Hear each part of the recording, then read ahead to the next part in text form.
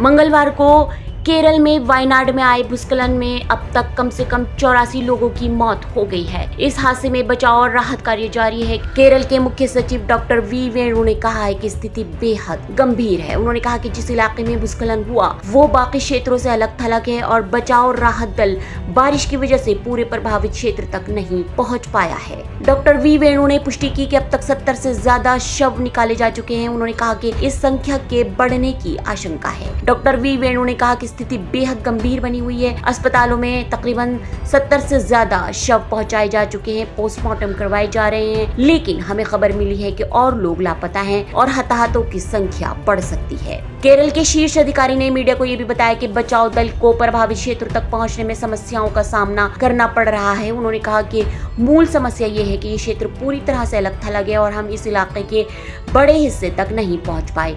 एक छोटी टीम नदी पार करने और पहुंचने में कामयाब रही है, लेकिन हमें मदद करने और नदी के दूर के हिस्से में बचाव अभियान शुरू करने के लिए कई और लोगों को भेजने की जरूरत है। अधिकारी ने कहा कि आईएमडी ने बारिश के लिए भी रेड अलर्ट जारी कर दिया है। इस कारण हेलीकॉप्टर उड़ान नहीं भर सकते। उन्होंने कहा कि आज और कल रेड अलर्ट है, इसलिए हमारे हेलीकॉप्टर उड़ान नहीं भर पाएंगे, इसलिए बचाव कार्य और राहत कार्य को स्थगित करना होगा। उन्होंने कहा कि फंसे हुए लोगों को बचाने का एकमात्र विकल्प जमीनी रास्ते से उन तक पहुंचना था।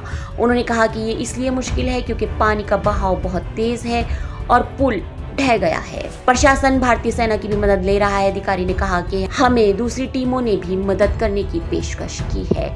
एनडीआरएफ के deputy commandant S Shankar Pandian ने कहा कि कई टीमें अभियान में लगी हुई हैं।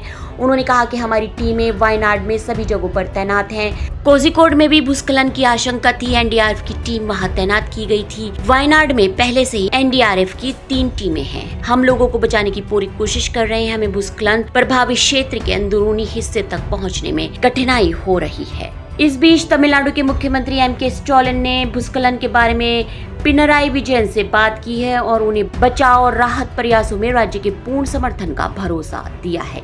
भारतीय वायुसेना ने भी वायनाड में बचाव और राहत कार्यों के लिए 2 हेलीकॉप्टर, एक Mi-17 और एक LLH ध्रुव तैनात किया है। इससे पहले मुख्यमंत्री पिनराई विजयन ने भूस्खलन प्रभावित वायनाड के क्षेत्रों की स्थिति पर केरल राज्य आपदा प्रबंधन प्राधिकरण के शीर्ष अधिकारियों के साथ चर्चा की। Bureau report, ST news.